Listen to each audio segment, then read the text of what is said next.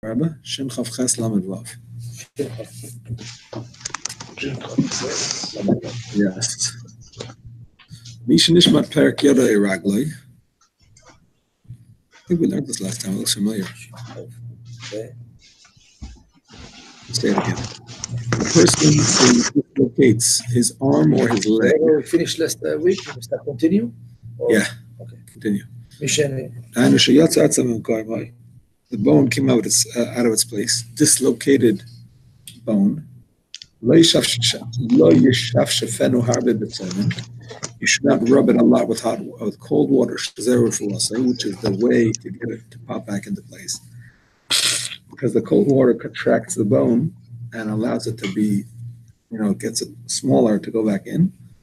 That is not proper. Rather, one should wash in his usual way. If he is healed, he's healed. So take a regular cold shower, and that's it, and hope for the best. Will I take him to the hospital as well?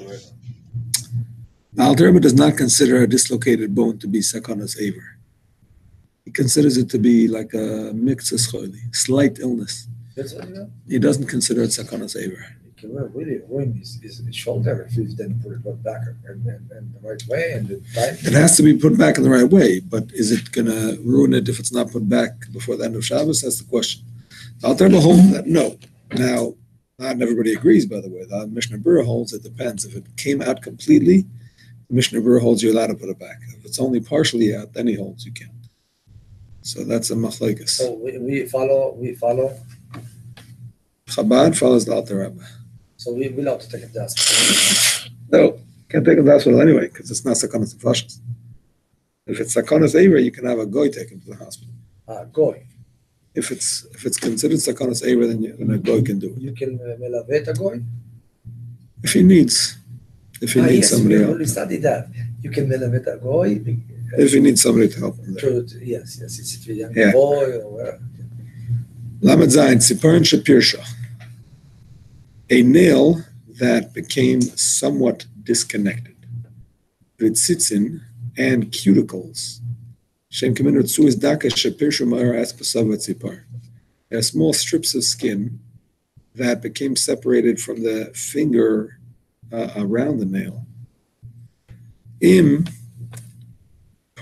if most of them became disconnected, because they are easily removed, they're close to being removed. Minatar, there is no issur to remove them because it's considered like they're cut already once they're a majority cut. Even if you were to cut them with a keli with a nail cutter. Ella shasum to be certain, but it is forbidden by rabbinic law. But to remove it with your hand, which is not the usual way, it's permissible even in the first place. It's going to bleed if you remove it with the hand. The less parts, if it's thicker than that. Maybe yeah, maybe no, depends. It's mutter even in the first place. If it's bothering you. Ordinary manner of trimming nails and cuticles to cut them with scissors. That's a very big chiddush, isn't it? That you can pull it off. I mean, it is a chiddush. It is a chiddush, and out there was going to qualify it somewhat. Right. I missed that. So you allow kotzets only with your hand. Only with your hand. Only if it's a majority off already. Rubo imrubo kvar. Understand? Imarov kvar yarad. The yeshra kamiyut, you only have a little bit left, and zemetzaer. So then you're allowed to finish it off with your hands. Usually in the weekdays, I clip it. It's better, and I put band-aid because otherwise, if I pull it, the only time it's bleeding from this Okay, side. so don't. So then you don't clip it. You just put band-aid. You can never clip it on Shabbos. You can never clip it, even if it's a majority off. You can never clip it. Okay. And if it's going to bleed, by the way, you can't do it on Shabbos either because that's bleeding. Is a problem of farik. Now, here's the thing. This whole heter, in terms of cuticles, is only if the cuticles started to come off towards the top. And that means they started to come off on the side that's closest to the nail. Some say it's the other side, the part closer to the body. Not towards the nail. You have to worry about both opinions. The bottom line is, when it comes to cuticles, there's no way, because first of all, it almost always starts towards the top, never towards the body. And anyway, to be able to remove it would have to be a majority on both sides. That's never going to happen. But the nail, you have a nice heter. If it's a majority off and it bothers you, you're allowed to remove it with your hands. If it did not, majority did not come off, and you broke it off anyway by hand, that is a prohibition, but it's not a Torah obligation, Torah violation, because with the hands is considered a shinui. If he cut it with a keli, chayav mishum goizes, then he's chayav for shearing. And Alter addresses another question. Some say that when you do a malacha and you don't need the object that you're doing a malacha with, you're potter. So when you cut your nails, you don't need the nails. You're throwing them out. So you don't need it. So maybe you should be potter, because it's a malacha she'en tzarech l'gufa. However, some say that by goizes you're chayiv even if you don't need the nail, because you need the finger that's left behind.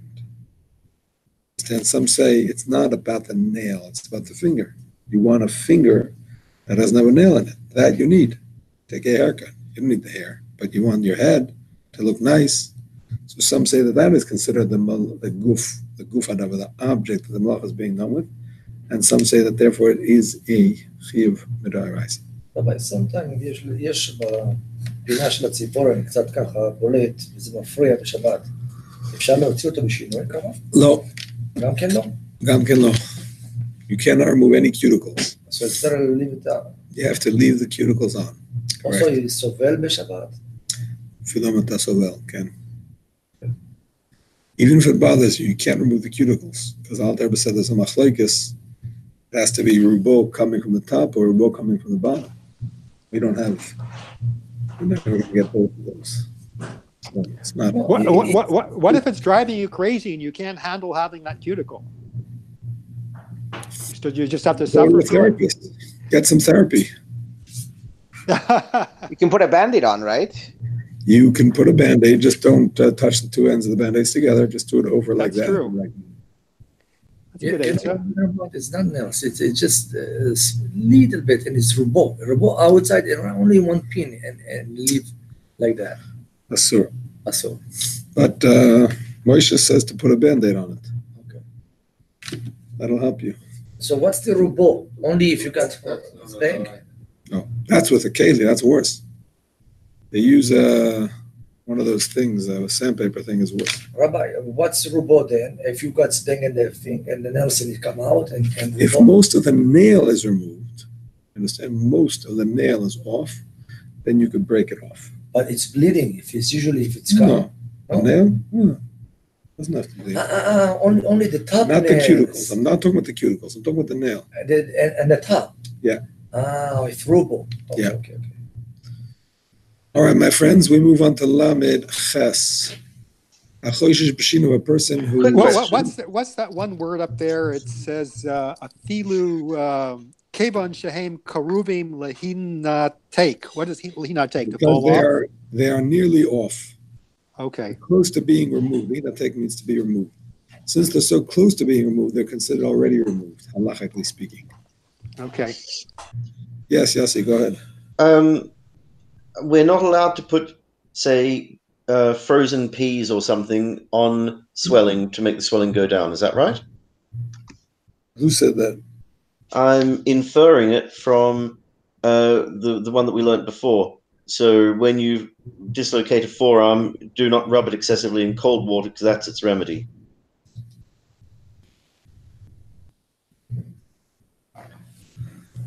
I don't think so. I don't think so.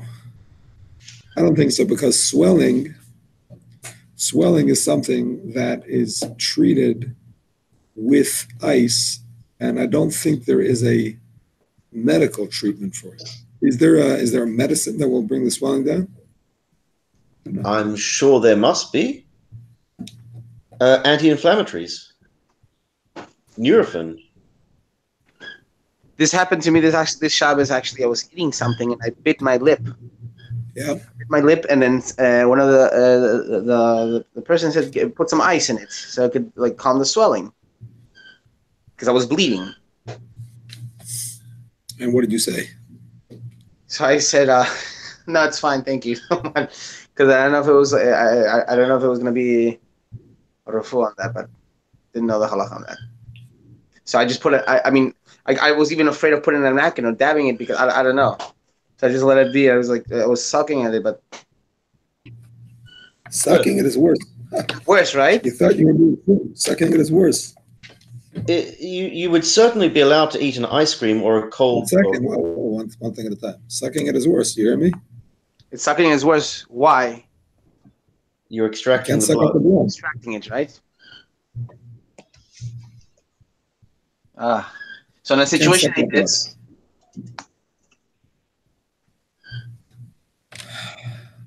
First of all, there's no problem to use a napkin. That's first of all, just for your information. to dabbing it. The fact that the napkin, dabbing it, yeah, not pressing it, just dabbing it. Second of all, I don't believe it's a problem to use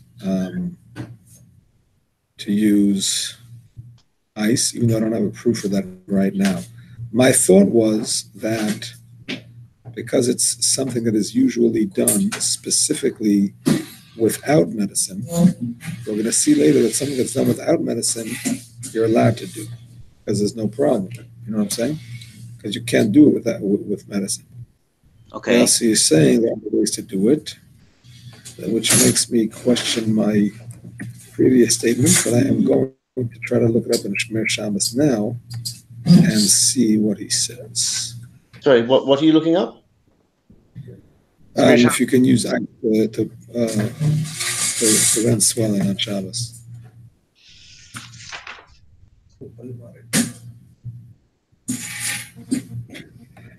אני לא התפללתי מהר, לא. אחד? למה? או שלא התפללת. I'm just going to tell our father I'm only missing one second.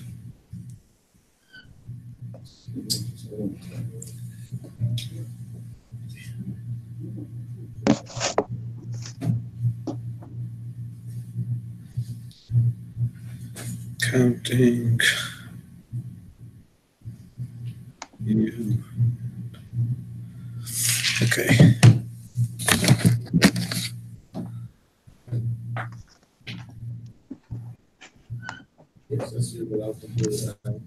Yeah, where is that?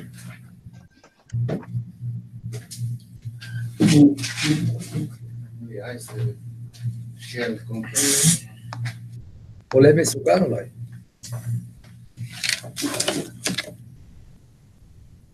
When we treat an ailment which causes inflammation, even minor inflammation, such as caused by applying ice.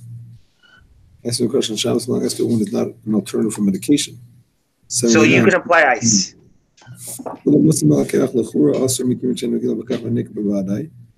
Going back book,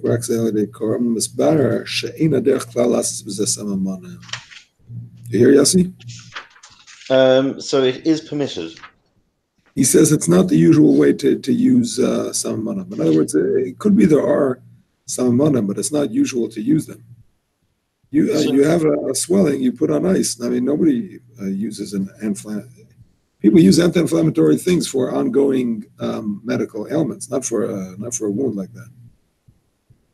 Okay, so if you dislocate a forearm, you can't put cold water on it.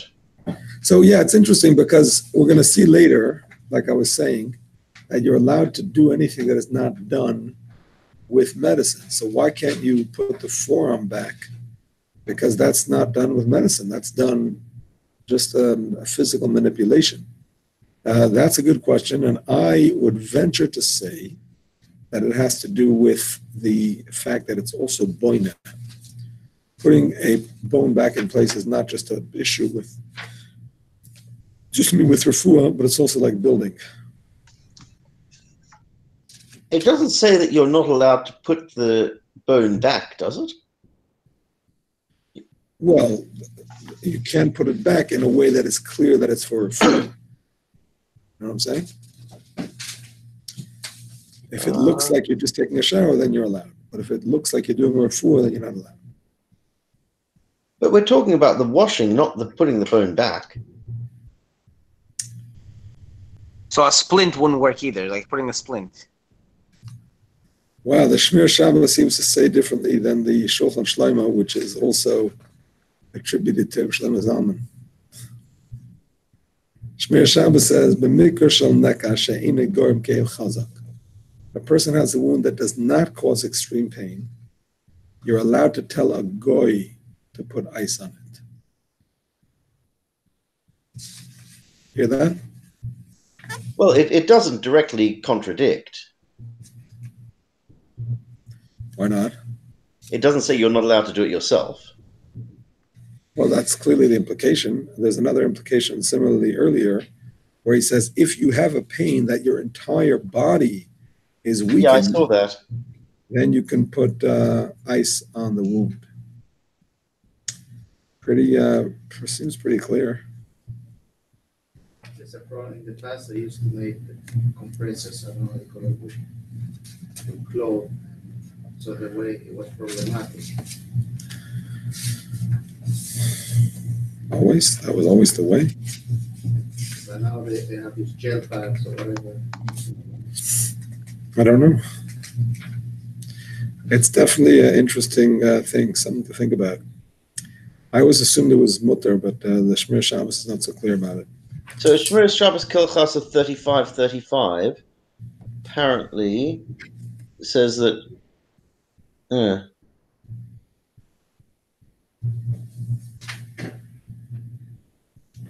35 is also talking about a great pain.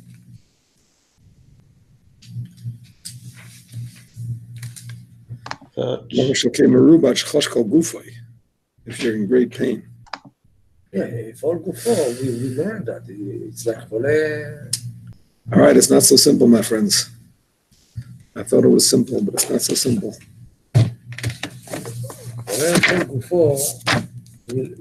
Without the shinui.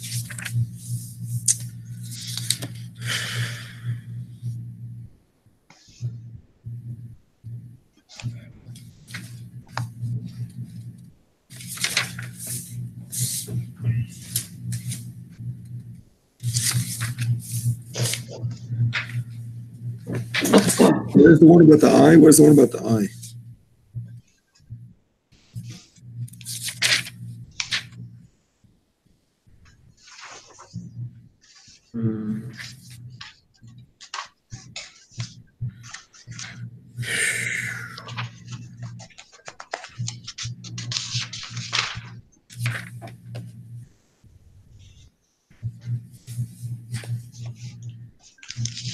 See, this is the problem. Whenever I'm not around, there's so much to catch up on because you're so much faster without me around.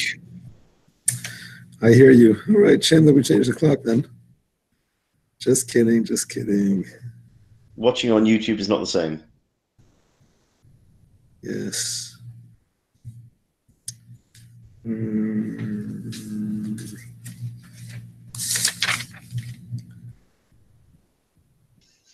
Okay, I don't have an easy answer right now.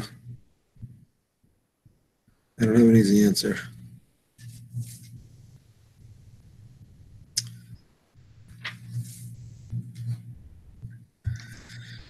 All right, let us continue. I'll look in that Shulchan Shlomo Blineder later. Emmanuel. I'll look at that Shulchan Shlomo later.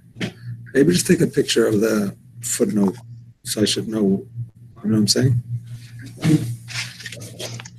Now we all know where to look.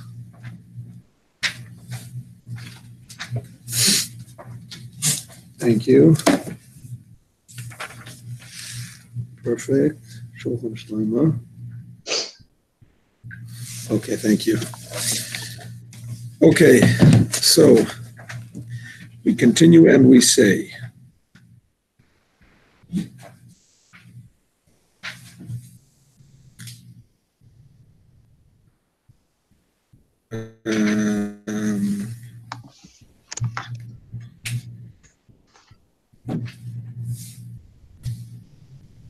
Choshesh B'Shinav. 38, yes, you all there? 38, a Choshesh B'Shinav, a person who has a toothache. Lo yigamea ben chometz v'yiflek. You cannot swallow vinegar and spit it out.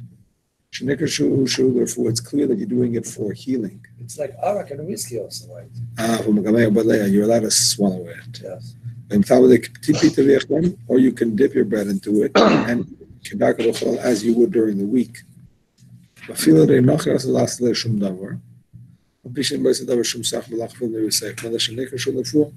The guy can also not do for you anything that looks like a refuah. Why? He's considering this like what's an example of this here? Yeah. He's considering a toothache like a... What's an example of the guy? I'm saying the guy can't put anything on the It's like he's going to pull it out? No. Pulling out we discussed earlier. I'm talking about him putting an ailment, some kind of healing on the tooth. If it's an infant child that having a toothache, like a baby, the baby's teething, whatever. Can you put like a little cotton ball with like liquor or whatever, or do you have to have a shinoi on that? Cotton ball? Why would you put a cotton ball? No, not a cotton, but like something that would that would numb the pain. With there are things that you could put on that numb the pain, but you wouldn't want to put cotton in a baby's mouth. Can you put something that numbs the pain on the baby? That's an interesting shaila. Any thoughts? They said, בדרך חולה מסוכן, זה מה, הוא אומר, כל הסיבות. Any thoughts? I think you're allowed to do that for a tiny baby. Baby's going to weaken from teething. I doubt it. What do you say, Yossi? I think so, because otherwise the baby will be crying non-stop, which is not so healthy. Not so healthy. Go ahead. What do you say? If you do something that's not directly, such as if you drink liquor from keep in your mouth. What a baby. What a baby. Go for a baby. What a baby. If you're allowed to put they have these little, these things you put on the teeth. Just numb it. I also have another solution for babies. Yes. And that is you put some liquor in a little glass, you put your finger, rub it, and you drink and you go to sleep. Didn't we say that babies are always considered in danger? So, I mean, we did say that the needs of a baby or a young child are like a choyle she'in bo sakana. So from that perspective, you might say it's allowed, because you're allowed to give medication to a choyle she'in bo sakana. But I don't know if this is included in this. This is the nature of the world. Babies teeth. And they get over it. You know what I'm saying? Grin and bear it, as they say. You can tell the guys you know? Interesting, Shaila. See, here's the thing. Sometimes the baby can actually get a fever. Baby can get a fever from it. Yes. The baby gets a fever. So it's a sakana. Doesn't happen? They always say the fever is never from teething. Really? All our experiences, and it does happen. So. I wonder why the doctors say that. What do they say? It's just coincidental? They have it at the same time? They often have these little rings that have a liquid in them that you put in your freezer, and the baby's... Yeah, that's for sure. That's for sure. So it's not a refuah, that's for sure. If he has a home fever... But one second. If he has a fever, it should be allowed. Yes. If he has a fever, it should be allowed. If not, I don't know if it's allowed. I think it's just darka shalaylam. But maybe through a guy. Oh, Rabbi. Maybe through a guy. Pain. When I studied today in the kollel, as the question about to check the chom latinok. If you have only a modet shel chom and bataria. No, what do they say?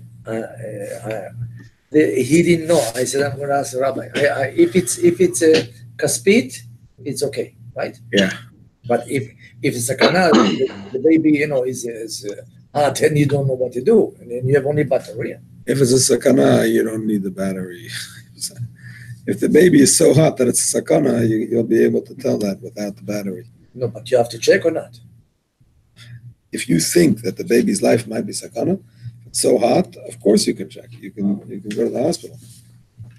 But if it's just fever, question is exactly what temperature. I don't know. Usually you can feel how serious it is. What about the one with the kaspit? The one That's allowed. That's okay. You're not usually supposed to measure on Shabbos, but this is like for a mitzvah, So also for the AC and the kaspit is a different halacha than the electronic. What's the matter? There's the old thermostat Yeah. with the same thing with the model home. Yeah. If it's even level like that, then it's like it's no electric, it's no netting in it, just the kaspit inside. Yeah. So this is different halacha. It's complicated. It's complicated. It's a switch. When would you be able to use the? No, it's not switch. It is switch. Yeah. But The mercury makes the connection inside. I mean, Yes, but that it's- is an it's Issachar different than you put it. You're allowed to do an in Issachar electric. Rabbanan But if you move it, for why moving it? a sakanas Let's say if it's go like that, you can move it all the way Sakanas and if it you go like for a that, and leave it. sakana for a chodesh she'ein b'sakana, you're only allowed to do a darban with a shinui. So if you need to, you can do it with the shinui. Oh, you're lowering the But I don't know about. But the unit- Honestly, I don't know. Does it make that much of a difference? I'm saying to know the exact temperature. If you know the baby's sick, he's sick. So how are you going to deal with it? The temperature is not really going to help you. You know what I'm saying? It's enough to. No, you will know if they're at the hospital or not, Rabbi. If it's so close that you're going to have to take him to the hospital, then it's already a sakana. Then you can do anything you We need don't to. know until we check. Right, sometimes the baby feels hot, but 101. I don't know what the baby's. Listen, if it's a chodesh she'ein b'sakana, you could do it with the shinui. That's all. Just do it with the shinui. Can you put the baby in cold water to? Yeah, that's for sure. Not cold, warm. Cold, you shock the baby. Cold, you shock the baby. You will make a damage very bad. Warm. Could be. I don't know. I know for Rabbi. Hot, cold. You mean room temperature The- water? Room temperature. Yeah, but Room temperature. if So there's a lot of things that could happen with a baby because it's a very tragic situation. Shabbos is a very you put the baby over there, you make a damage for No, it. that's it. For sure. I don't know. We talk about the. Yes, Okay, I don't want to rule on that. You have people coming? Not 2, not 4, not 6, not 8, and Al-Khanan. חסר לנו לא, אחד יש שלא לי. יתפלל, ואחד שיתפלל. You down already? לא. אנחנו יש לנו חמישה. You guys coming with Davin or not? I didn't. Okay, good. So we'll have it. I don't think Al-Khanan Davin either. Okay. The Medvar Mamorim, we're continuing. When do we say this? B'michosh ba'alma. If it is only a pain. So it is in such pain that his whole body is weakened. But last day, you can do through a goy anything that is only Rabbanan, and the Jew himself can take medication as needed. So a person who has a toothache that causes him to get a fever, causes him to be weak, then he can take medication. What if it's too pain that causes them to make that? What if it's what? It's so painful that it's way down. I think so. Same thing. Same thing. So this helps us with the The tooth is sakana saver. I mean, the sakana saver of the tooth is not going to go away from any. There's nothing you can do to save the tooth. I don't know if a tooth is an aver, but there's nothing you can do in one day to save a tooth. You know what I'm saying? Either the dentist is going to pull it out or he's not. Putting on pain medicine is not going to save it.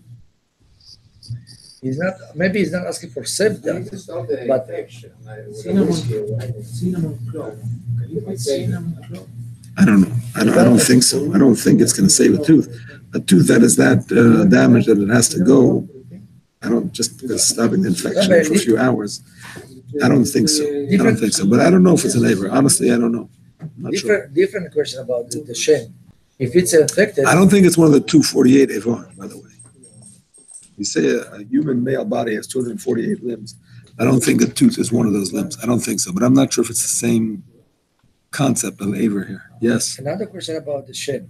If it's infected, it's meaning it's as an afuach, the koev.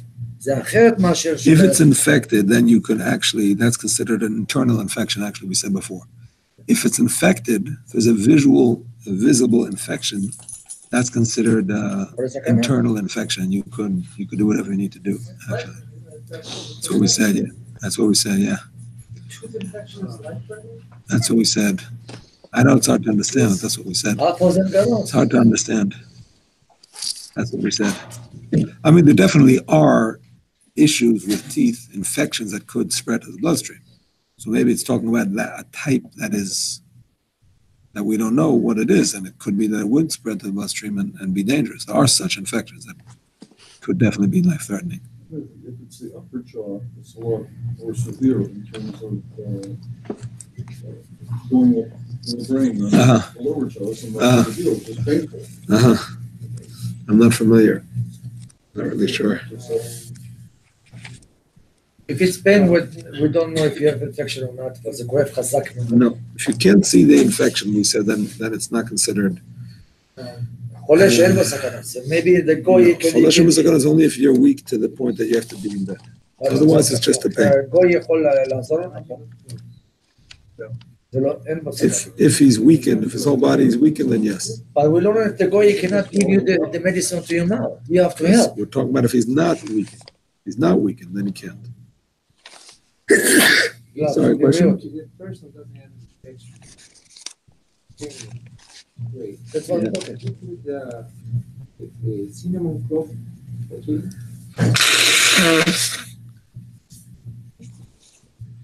I don't believe so, because that looks like a therapua. Unless your body is weakened, I don't think so. I think the Mishnah Berurah says that clearly. Give me a second. Choishes Bashinov.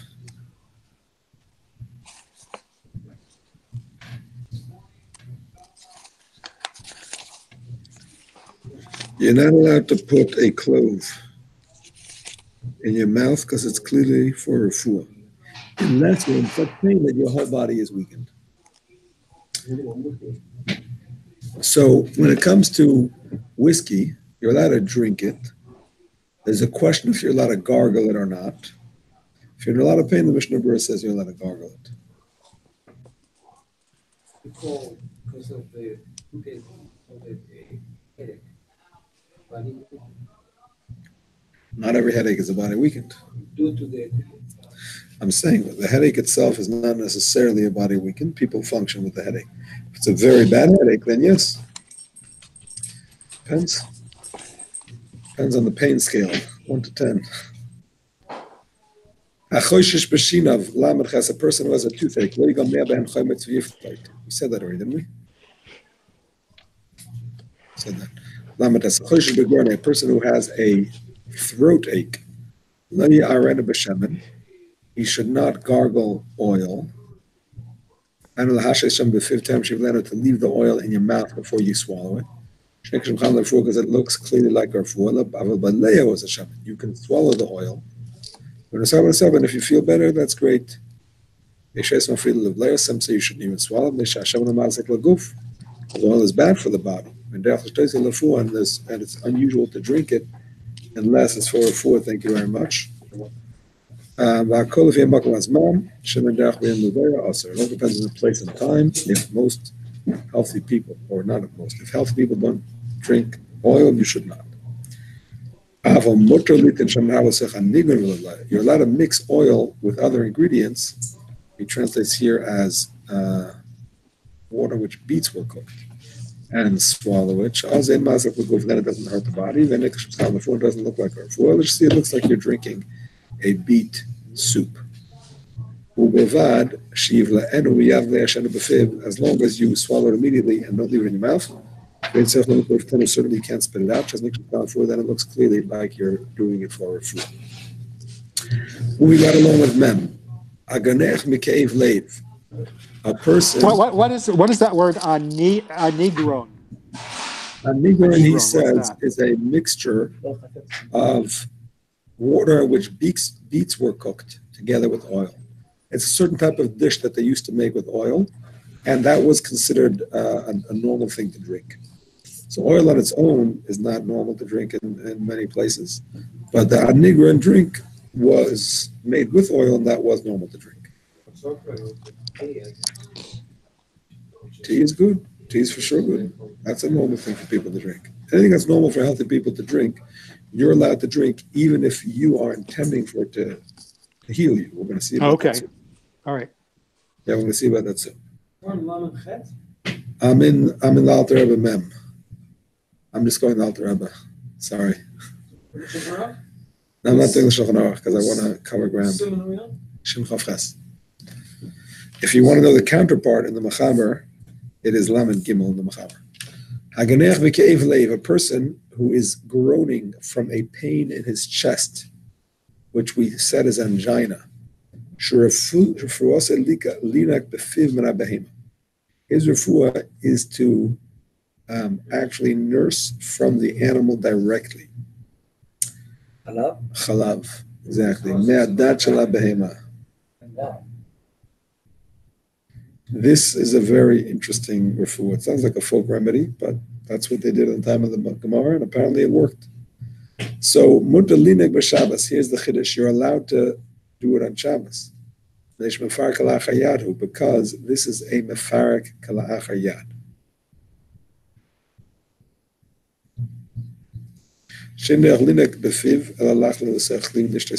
This is not the usual way to nurse directly with your mouth.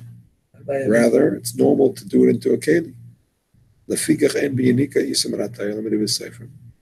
Therefore, it's only aser midrabanan.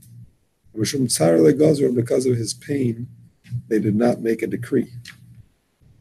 This is the source, by the way, for the Chiddush of the Alter Rebbe, that you're allowed to do even a da'iraisa with a shinui for great pain. Because he says Mishum Tzairoi. He doesn't say that there's a Chiddush in Sakama. Tsar, pain. Because of the pain, you're allowed to do this. Now, those that disagree with that Chiddush, they would say that it's only in this case where that's the only refuah. In other cases, we would not allow you to do this at Rabbanan because we would have the goy do it. But here, there's no way for the goy to do it because you can't nurse for you. You have to do it yourself. We also said as far that some say that this is a double Rabbanan because some say that a cow is not considered a gidulei karka, something grows from the ground, and therefore the whole isser of disha of extracting liquid from it is only Rabbanan. So those were some other opinions. Ahmed Ramah, when we say that b'tzar shel haganech, that's only because he's in pain as a result of this illness. But if the only pain he has is that he's hungry, we don't give him a heter on Shabbos. On Yom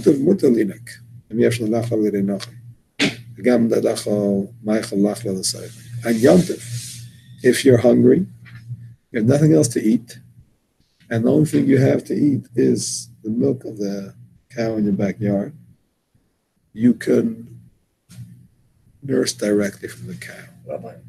This is only if there is no goy handy who can do it for you, and you don't have a meichel to do it into. If you have a meichel to do it into, then you have to do it, because that's not an aveira at all to do oichel esech oichel. But if you don't have those options, then Yom Tov is more lenient than Shabbos, right? Right?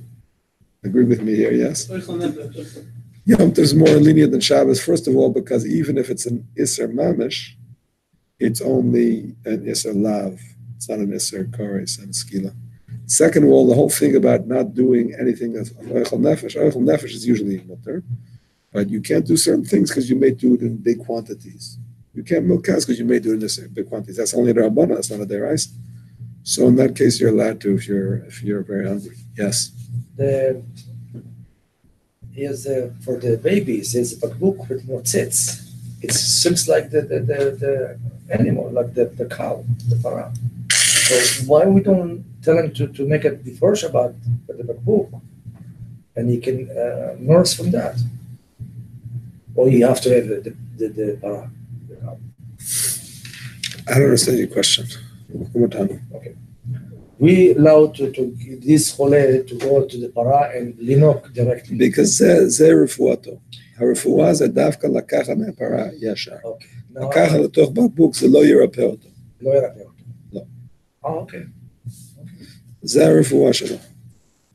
Interesting discussion. Some people that have angina, they need to take nitroglycerin.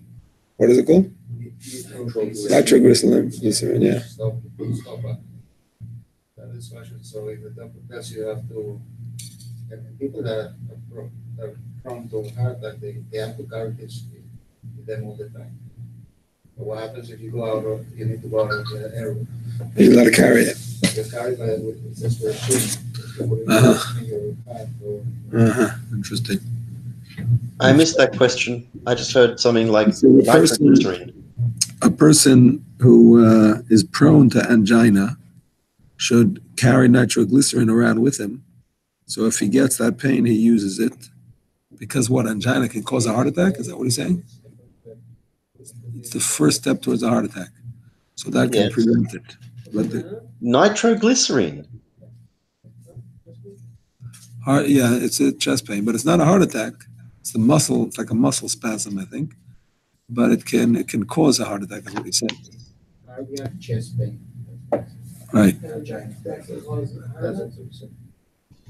It's So that's it. No, the question is, can you carry it outside the Eruv? And he says there in that sefer that you could do it with a shinui.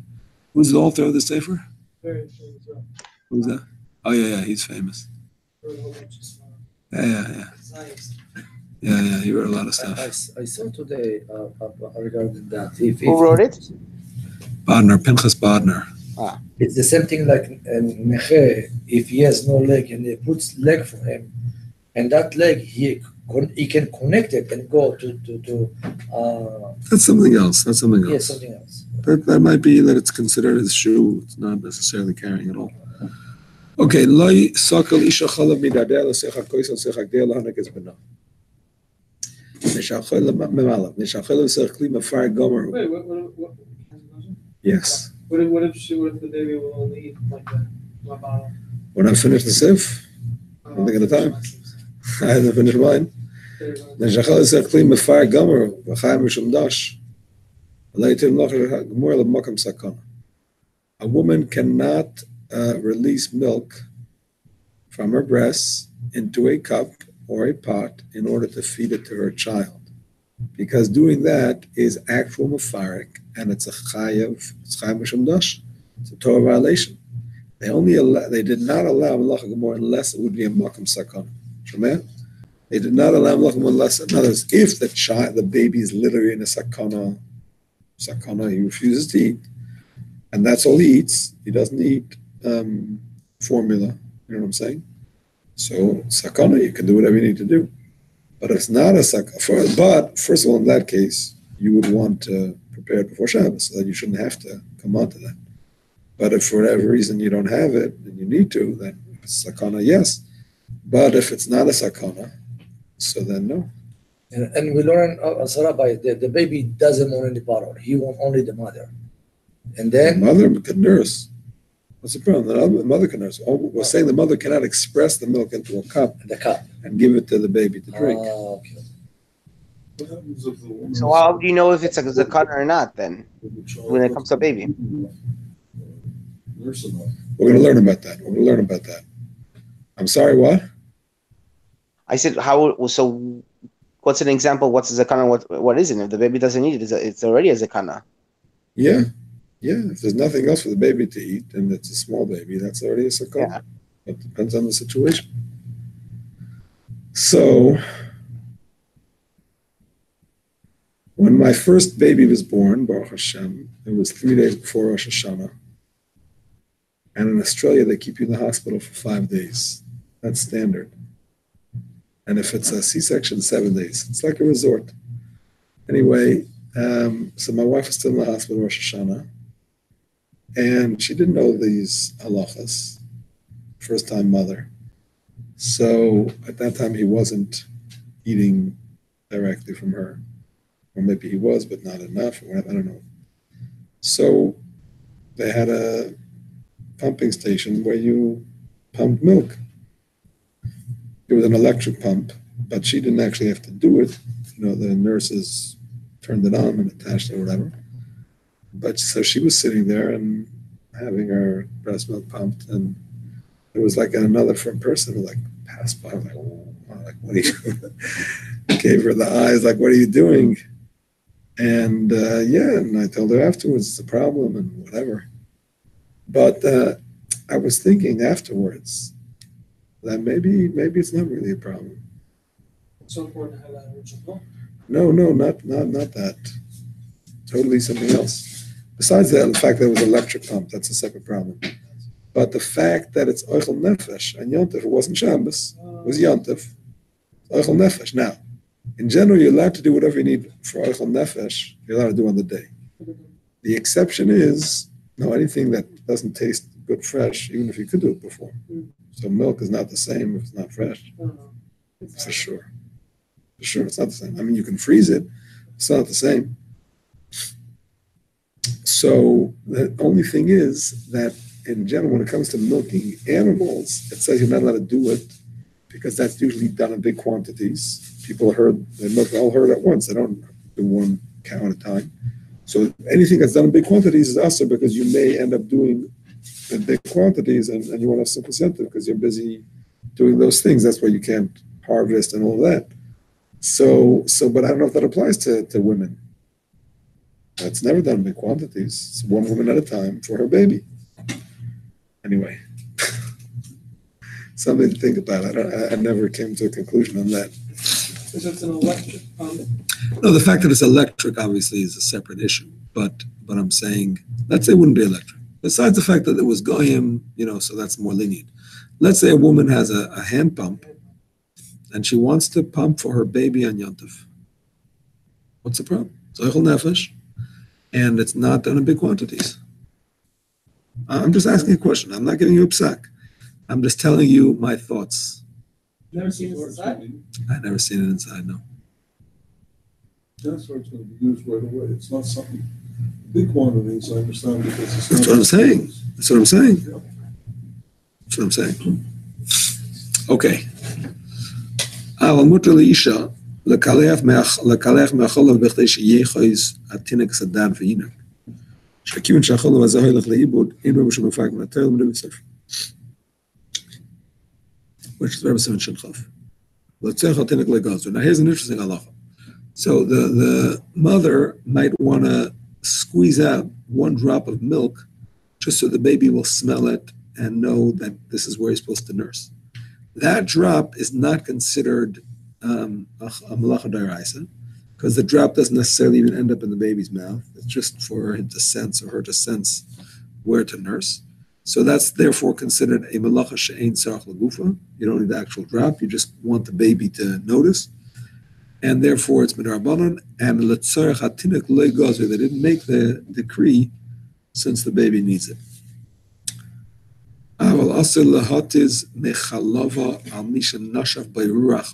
This is another unusual remedy. You're not allowed to spray from the milk of the woman on a person who has a ruach ra, who was possessed by a bad spirit. Because a person with a bad spirit is not in danger. He also does not have great pain. So that we should allow an Isam D'Rabbanan through a Jew as we did by a Gerneach, etc. So by those things, we did allow a Jew to do an Isam D'Rabbanan. But over here we don't because he's not in great pain. So therefore, we're not going to allow him to do Isam D'Rabbanan. Again, this is considered Insach L'Gufa because the milk itself doesn't do anything. It's just some kind of segula.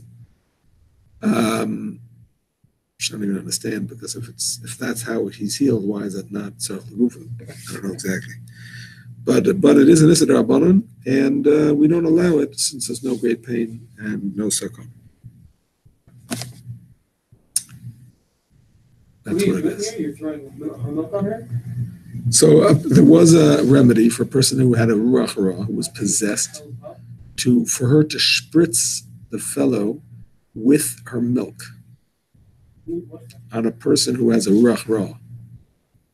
Person who was possessed. People get possessed. Nowadays they call it, bipolar or whatever. But we don't call people that behave funny as ruach ra anymore. We have other fancy names. Right, a person who's just acting crazy. Yeah, dibuk. I mean, we don't. I don't know. I don't know. No, I'm not saying it is. I'm not saying it is. But a person who behaves. The remedy was that she would spritz on him. She would spritz milk on him. Somehow, yes. So during the week she's allowed to. During the week she's allowed to. On Shabbos. In the case of bone pain, as military was saying, Yeah. Yom Tov, that's Yeah. not that. No issue. On Yom Tov, no Shabbos. That's an interesting question. What was the question? Maybe the milk of a mother is noilad on Yom Tov. Ah. That's an interesting question. The milk of a cow is not noilad on Yom Tov. If it's a cow that is edible, an edible cow, because from food to food, you understand? It was food and it is food. It was all edible. There's not the blood.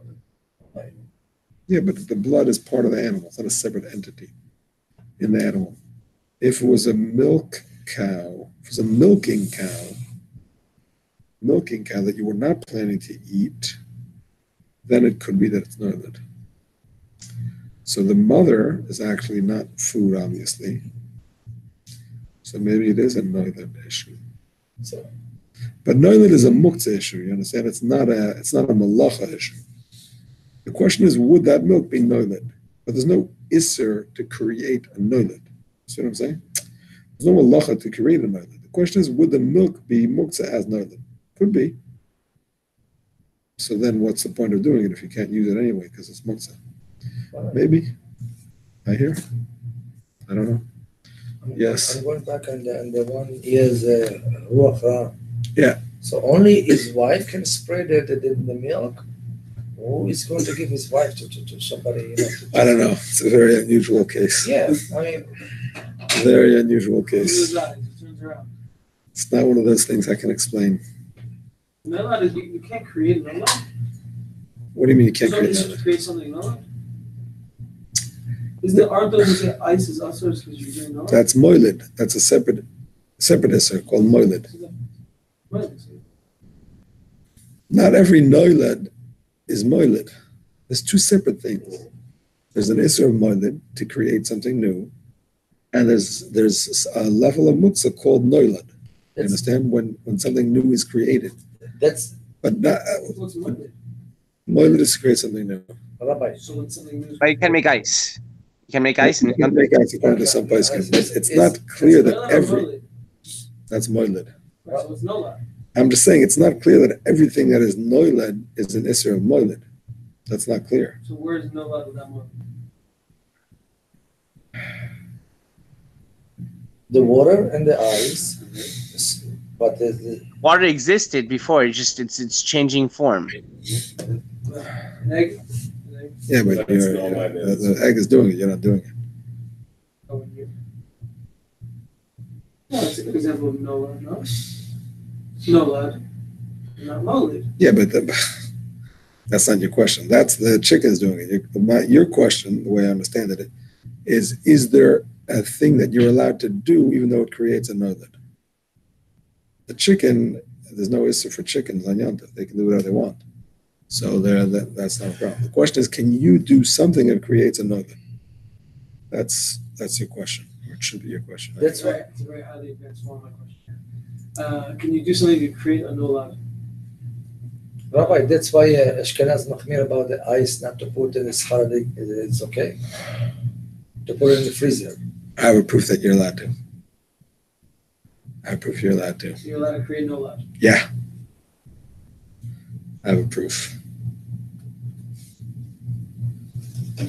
So on Yantif, there's an issue of Noilan on Yantif. You know that? So what? We're machmer Noilan on Yantif.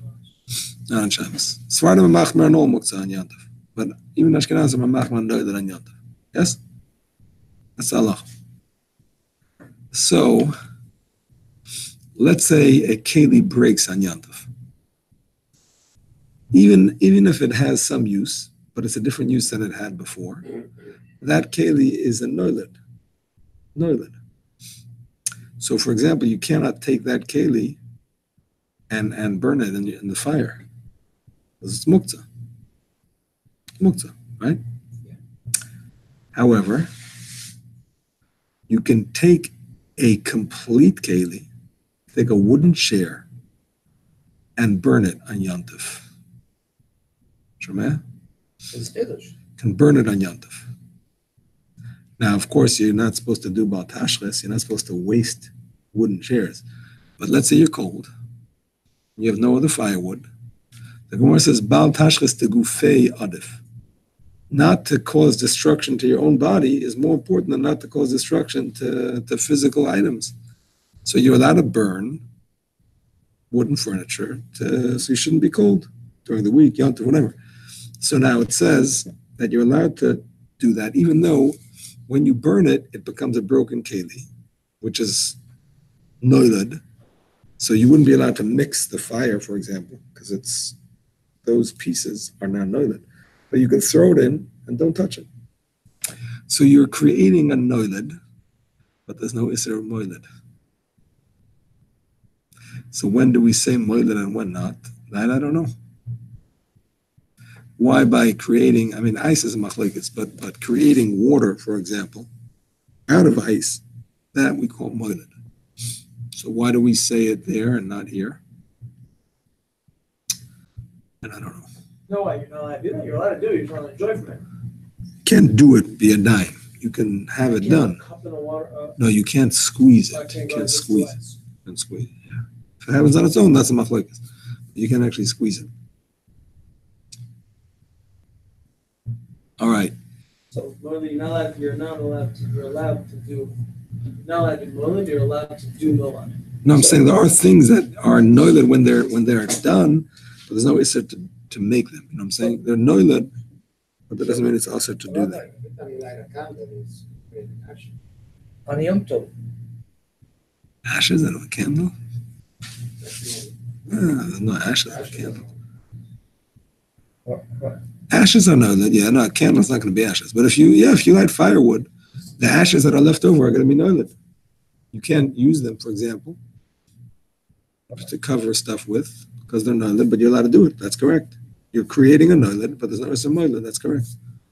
Yes. On what's the difference between Shabbat and Yom Tov?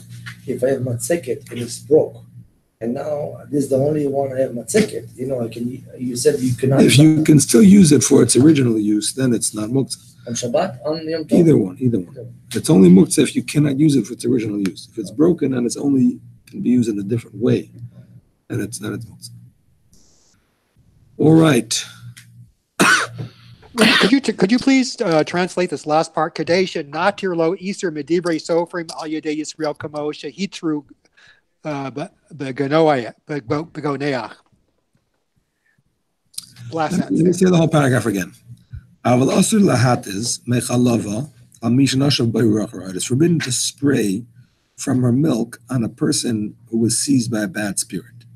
Mipnei she'ein b'sakana, because he's not in danger. V'gam lo yitzar gadol, he also has no great pain. Kedei she'nata lo yisam b'divrei sofrim al yedei Yisrael, in order that we should permit a Jew to do a rabbinic violation. Kamoshi yitir begoneach, like they did allow it by a person who has angina, v'doim, in similar cases. Okay, I got that. And the other word is lekaleach. Is that to spray or to drip? What does that mean from her? That's more like the drip, yeah. The drip. Okay. All right. Thanks. Okay, we're going to skip 42 and go to 43. This is in the Mechaber. This is Lamed Zayin of the Mechaber, Mem Gimel Alter Rebbe. This is a very important one, my friends.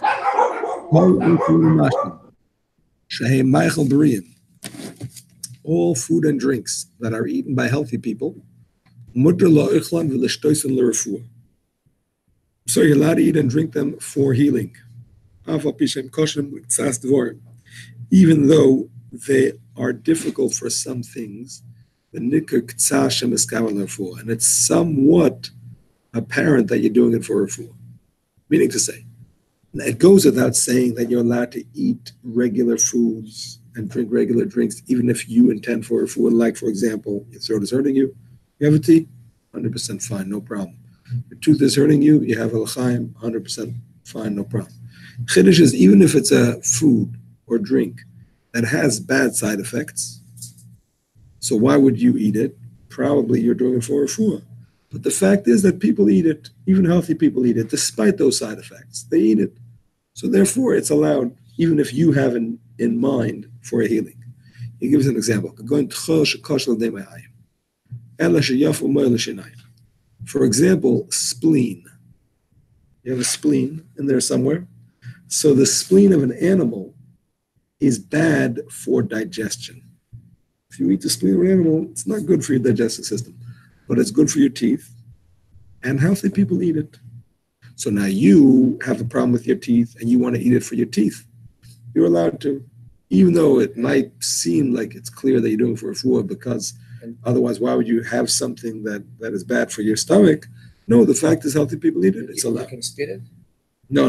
You have to eat it. You have to eat it. Anything you put in your mouth, you have to eat it. No. Anything like by spitting out, 1 second, anything by spitting out will make it look like a refuah, you have to eat it. Otherwise, you don't have to eat everything. I mean, you're not supposed to spit food out because it's a waste, but I'm saying the Isser on Shabbos is that it will look like a refuah. But they have some, in the Yemen, there's some leaf, they chew in the leaf, and then they chew and then they spit the leaves after that. Are you allowed to do it in Shabbat? I forgot the name of it. That's a machlokes. The Mishnah Berurah holds you allowed. The Alter Rebbe, I don't think allows it. God. It's called God. Alter Rebbe actually brings different opinions. I have to think about it. I think he only asks it by grapes and olives. I think he says you're allowed. I think he says you're allowed. Oh, okay. Yeah. What do you say, Elsie? I mean, Moshe, what do you say? No, I was just going to give an example, like eating garlic. Some people eat garlic because of, I don't know, like for health purposes and whatnot. Exactly. Even though it might also appear that it might look like it's for health purposes, because otherwise, why would you eat garlic if that gives you bad breath? The fact is, healthy people eat it also, so it's okay. I just want to look up what I just told you. I'll make sure I didn't get it wrong. 320. Wait a second. Sorry? What's that?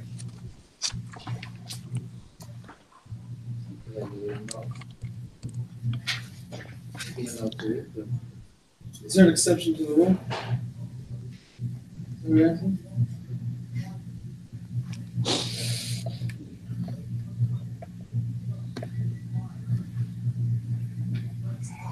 Yeah, but sharp pears, out there is makel by other pears besides fruits and sesame and milk.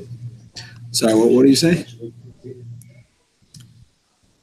Let's move on to the first. Okay. Karshinin, which is some kind of bean. He says it's fava beans. Which are bad for the teeth. They're good for the stomach. Nevertheless, even though some people eat it, not for refuah, he can eat it even though he's intending for refuah. Because the whole thing is, in order for it to be honest, it has to be nicker. It has to be nicker. If it's not nicker, then it's mutter. anything that's not eaten by healthy people. Also, you're not allowed to eat it and drink it for refuah. Because that could lead to your mixing a potion, or grinding a potion, I should say. That's only if you have some kind of ailment, but you're still walking around like normal. Even though you're not in pain. But if your whole body was sickened, even if you happen to be walking around, certainly if you fell into the bed, if you're bedridden, we already explained before that some allow it, and that's the halach. But if he has no pain at all, very important line, he says, and you have no intention whatsoever for healing, and you want it for a different purpose. If you're eating sweet sap or swallowing a raw egg in order to make your voice better, but it's not that your voice is hoarse like mine. It's just you want to make it sound better. Mutter, it's allowed, because that's not called a refuah. It's not called a refuah. But if you intend it as a healing, also even if you're completely healthy, you have no ailment whatsoever. This is the Chiddush of the Magen Avraham, by the way. Magen Avraham holds that even if you're completely healthy, but if you're taking this as a refuah, that means you're, like, for example, you want to prevent an illness, taking it to prevent an illness, or to give yourself extra strength so you shouldn't become ill, something like that, that would be asur as a refuah. No. Other people eat normally. You can take it even if you're sick. I'm talking about things that other people don't eat normally. So if you're healthy and you're not taking it for refuah, you're taking it for some other reason. Like he says here, you want a sweet voice. That's not called a refuah. But if you want it for refuah, even a healthy person can't take it. Basically, preventative medicine is awesome. Preventative medicine is awesome. That's a chiddush. Now, of course, if it's preventing something like a chodesh yesh by sakana, or even ein by sakana, that's allowed. Because just like you could take the medicine, if you have that illness, you could take the medicine to prevent that illness. Okay. But if it's not for those, you can't take a preventative medicine. That's the Magen Avraham's chiddush, which not everybody agrees with, but the Alter Rebbe does. I believe the Mishnah Berurah does too.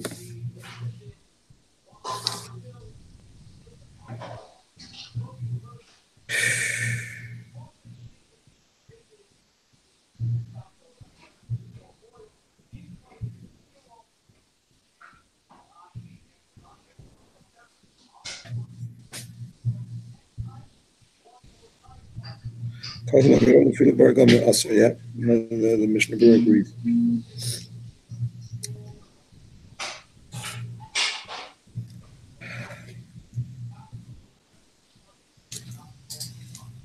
There is a famous heter of Moshe to take vitamins, even though they appear to be like a refuah. But he says if the vitamins are to make up for a deficiency in your diet, then you're allowed to take them, because that becomes like food, as opposed to a refuah. That's his chiddush. Okay, we continue and we say as follows.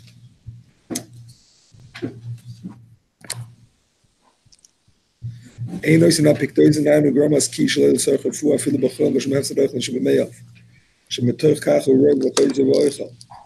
person should not take a potion that will cause him to throw up unless it's for healing, even during the week, because he's wasting food. Why do people do this? They enjoy eating, but they can't eat. They're already full. So they cause themselves to throw up so they should be able to eat more. This can cause a very serious eating disorder called bulimia, which can literally be life-threatening, literally. But besides that, to get bulimia, which comes when a person forces themselves to throw up, it can cause their body to throw up all their food. all the time. If they do it too often, it causes the body to fill up all the time, and they can literally die of hunger. Even though they eat, they throw it up. Very, very serious problem.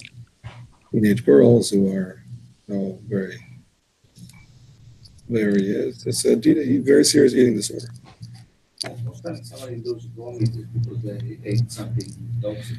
Well, then, of course, that's the tzarech refuah.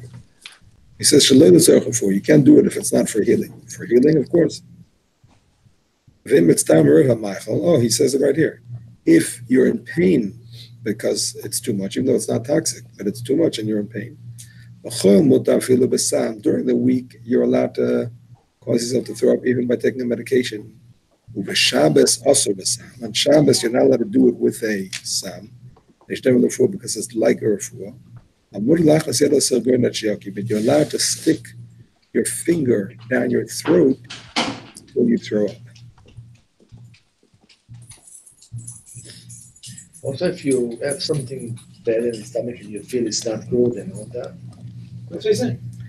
That you're allowed to, with your finger. Oh. With your finger. I'm required to eat a certain amount, it's a taste. But then you throw it out. Counts. Anything you swallow, it counts, Rabbi. Let's say if someone eat a pig, and then he swallowed it, he chayab. Yes, because he did the action right away. I have to remember, it's definitely discussed in the posting. Pretty sure the Minchas Chinuch discusses it. In case if you create bread and you bench. Right. There it says v'savata. You can't bench because you're not full. I've seen the case where you ate and rub and bench. It says no. I have in my head that you have to eat it again. That's what I have in my head, that you have to eat it again. You know, yeah, I think that's what the Minchas Chinuch says, but I'm not 100% sure. Okay. This is something. I don't know if it plays a role in this again.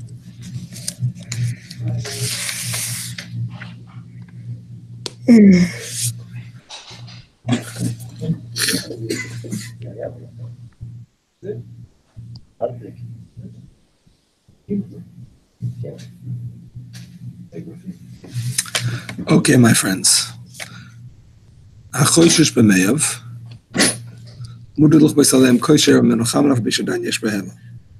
Person who has a digestive discomfort is allowed to put a hot keli on it in order to soothe himself. It's like a hot water bottle. A hot water bottle, by the way, is a question. Some say you cannot use it because it's like a refuah. But lamaisa, if it's usual in your country, whatever country you're in, that people use it not for refuah, just for heat. Cool, it's a cold night. People use a hot water bottle. So then it's mutter, even if you're doing it for a refuah. V'chein mutter lahal says naim. Okay, this is something I don't understand. So if you permit me, I'm going to skip it. And skip Mem Vav as well. And going on to Mem Zayin. You're not allowed to take a deep tissue massage, even just for pleasure. Like was explained, it's considered uvdin dechoil. Take a vigorous massage. Certainly you can't do it for the sake of sweating. Similarly, you're not allowed to take other medications that will cause you to sweat for a healing purpose. I thought massage is with no cream. It's if you have a pain, you allow it. Softly. Softly. You're not doing it for a fun. You're doing it for a fun. It's not allowed. No, who said that? B'koyach is not allowed. I thought if you're doing it for a fun, you're not allowed. You're doing it for... Okay. Stuck in my head. Trufa. Not deep tissue. Neither deep tissue. Regular massage. Why? Why would you not do the report? Because it's not Nicola Refuah. It's not particular refuah. Sure. And you're doing the same exact thing as you wanted for. Yeah. I think so. Meaning, what is the getter before deep tissue? Deep tissue is not necessarily a fool. What he said before is that it's like a not weekday, not Shabbos activity, even if there's no refuah involved. The person just likes it. It's pleasurable. It makes them feel good, but it's not Shabbos appropriate. I think those dash to another person or to yourself.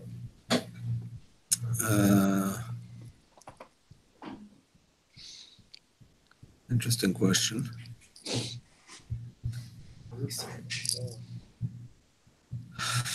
I mean, can you really do a deep tissue massage to yourself? I don't know if you can. I don't know. I mean, generally, whatever is aser to others is aser to yourself, generally. So if it's considered the koyach, then it should be aser. But I'm not sure.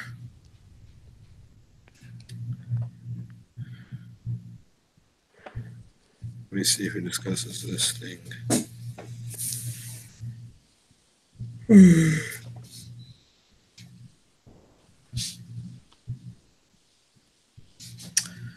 Okay, yeah, I'm pretty sure it's mutter. It's not deep tissue. I didn't translate this right. Similarly, it is forbidden to weary oneself with any other activity so that he will sweat for therapeutic purpose. You cannot exercise for the sake of sweating for a therapeutic purpose, because that is considered a refuah. You want to sweat because the doctor said it's good, you're going to get out the bad, and I don't know, whatever. You can't make yourself sweat on Shabbos for a refuah, because that is considered a refuah. Because otherwise you might prepare a potion which will cause you to sweat. There are potions that will cause you to sweat, so you can't do something that will cause you to sweat, even if you're not using a potion, because you might use a potion.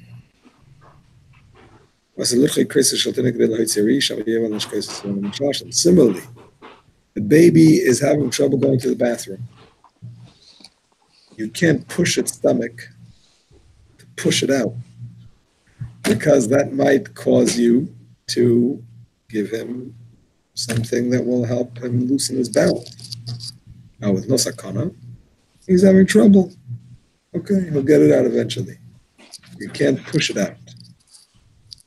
Basically, the issue is anything that could be done with samanim, you cannot do it even without samanim, because it might lead to doing it with samanim. Anything that cannot be done with samanim at all, then it's allowed. For example, we're going to learn about it right now, actually.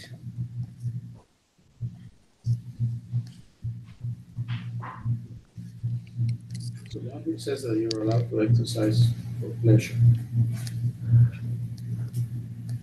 Footnote in the right. Where's the thing about? 99. What did you say? You can do exercise For pleasure. Right, but that's not the sweat. The sweat is the secondary point.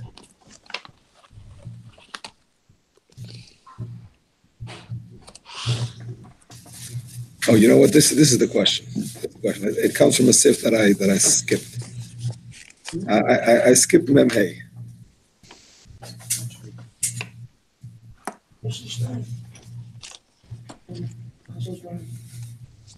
V'gam Achanon. Achanon is also coming.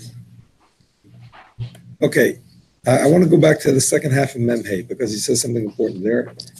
Even though the case itself is not so easy to understand, but the halacha that comes from it is important. Then a gide ha'oizen sheyoram l'fam mesparken al chayim. Ma'il reis memi yaben lekelev. Chen halis unkoli dan etnuch shne keneged alev shenichbaf l'sad panem. Shkol echem me'elu ein ois nisim b'samanu b'ishmat l'shchika v'yesh l'tzar mehem. I want to read the English because I don't really understand what it's saying, and I'll just read it. Humanly, it is permitted to raise, either by hand or with a utensil, the tendons of the ear, which descend at times and cause the cheeks to drop. I hope you get it, because I don't. As well as to raise a lobe of cartilage opposite the heart that turned inward. What that means. Listen carefully. Here's the bottom line that's relevant.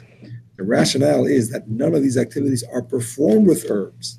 Thus, there is no reason to be concerned about crushing herbs, and these conditions are what cause suffering. Listen carefully. Something that is not done with herbs ever, or maybe usually, I don't know, something that is not, let's just say it this way, something that's not usually done with herbs, you can do it on Shabbos with, physical manipulation. Why? Because it's the whole thing about refuah on Shabbos is that it might come to make herbs. This is something you don't do with herbs. So these things, this is coming out, whatever that means. The way to fix it is to physically put it in place. And the same thing with the chest, whatever that means. It's a physical manipulation. There is no drug associated with it. So that's the swar that Rav Shlomo Zalman brings, that the normal way to bring down the swelling is by putting ice on. And other ways, maybe they're possible, but it's not usual, and therefore there's no gzeir. And this is the basis for other heterim as well. For example, the Rav Shlomo Zalman says you're allowed to put in a retainer to keep your teeth straight. You know what I'm saying? You got braces, and every night, or maybe even every day, you put in a retainer so they don't go back to their thing. So he says that's a refuah, because you're keeping your teeth straight, but it's not something that can be done in any other way. I mean, not really retainer, but there's no pill that you would take to make that stop. So that's what it is. It seems a little similar to putting back a dislocated. That's true. The only difference is that a dislocated bone has the issue of boina. That when you put a bone back, it's like you're building the human body. Whatever. You don't know what that. Yeah, why is there no boina by the ears? That's a good question. It's a good question. I don't know exactly what it is. I don't know, but that is a good question, actually. Congratulations.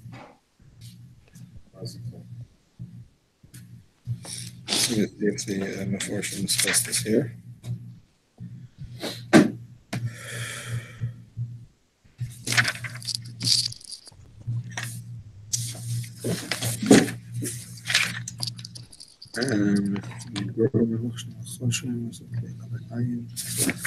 Where is it?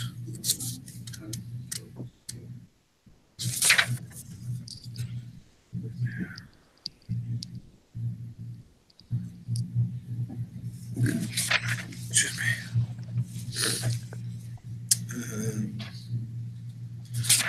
Where is it?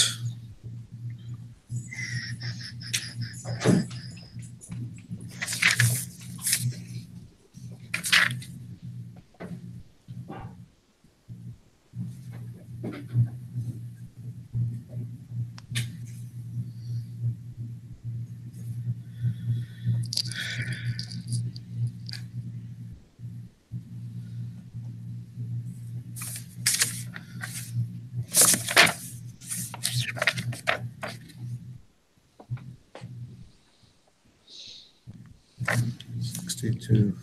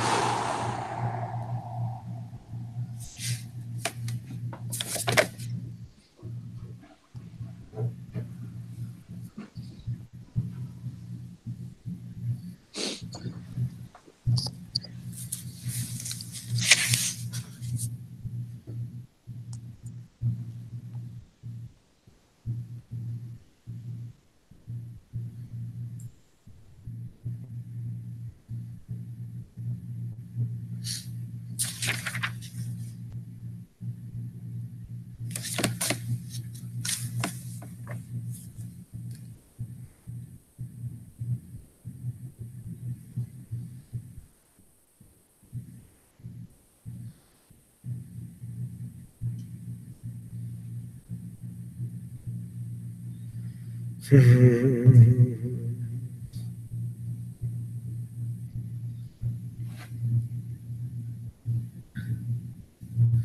don't see him addressing it here.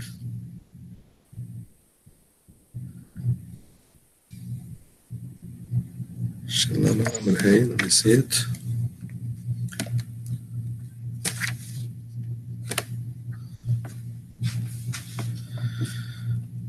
Please, Akmu Ivarov. What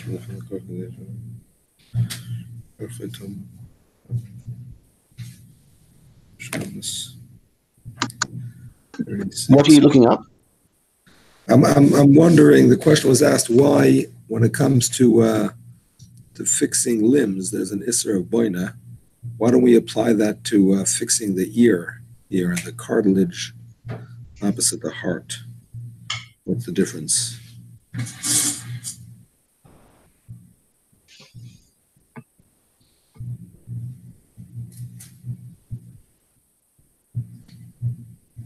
Did we say it's definitely Boina? There is an Isser of Boina when it comes to straightening out limbs, yeah. Where do I get that from? What's going on in this case? I don't understand it really. What's he fixing here with the A dislocated shoulder or knee or something, or hip or something. Oh, really? In this case, I can't explain. I actually don't know what it means. I actually don't know what it means. Or what kind of utensils they're talking about for pulling on the ears. I mean, I have no idea what this is.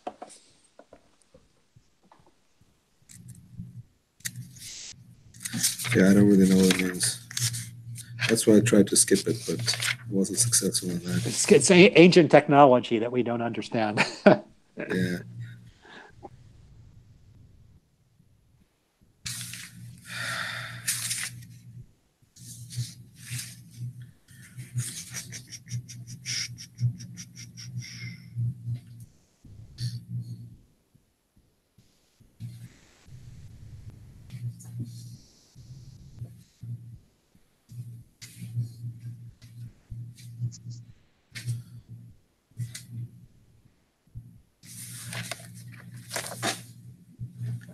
Yeah, I don't have a good answer. I don't know why that's considered Boina and this is not. I honestly don't know. Something to think about. A lot to think about today. Okay. Actually, this is 46 is also relevant, even though I skipped it before, but now I see that it's relevant. Good thing to know, by the way, if the cops stop you when you're driving under the influence, which is not recommended at all. Nevertheless, he says, a person who is drunk, the healing is very simple. Soothe your palms of your hands and your feet with oil and salt. Don't ask me how it works. That's what it says. You're allowed to do it on Shabbos, but for this reason, because there is no other way not there is no other way. There is other way to get rid of being drunk, which is why, just waiting it out. But I'm saying there is no medicine you could take to take it away. The Purim, you can check it out.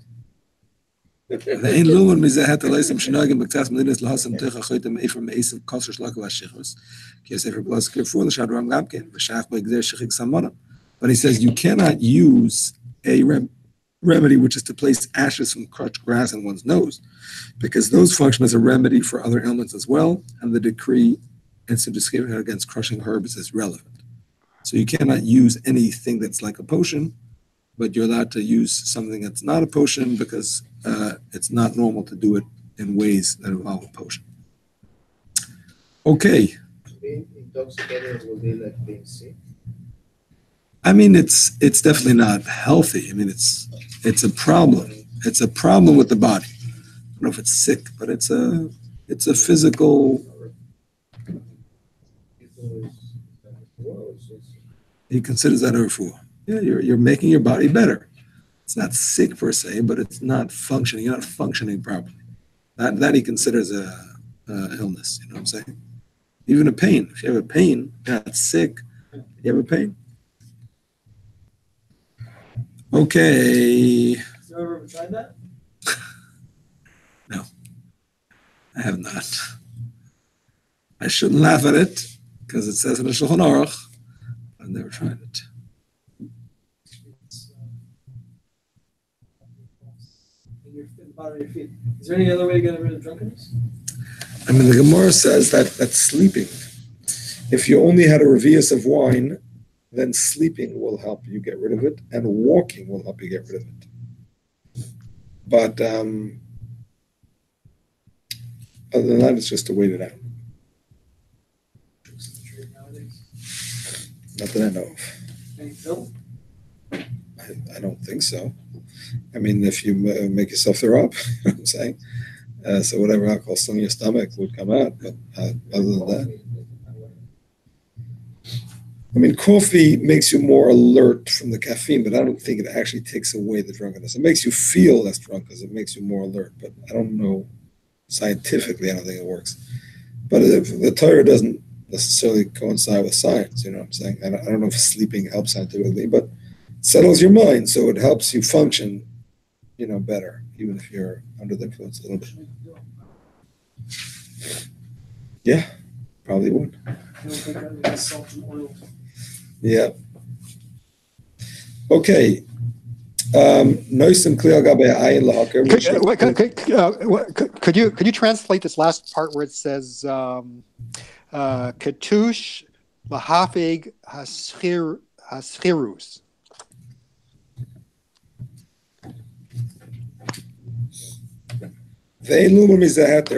You should not learn a heter from this, like some shnagim kitzas medinas, to what they do in some countries, to put into the nostrils afer me'esav kosush, the ashes of a crushed grass, lafig hashichas, to remove the drunkenness.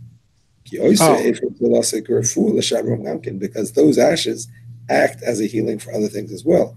And therefore the rule against crushing herbs would apply. Okay, thank you. It's not Shabbos. Right. Yeah. Okay.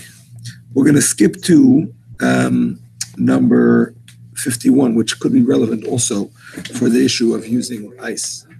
Can we skip it? Okay. I'm not being allowed to skip today. You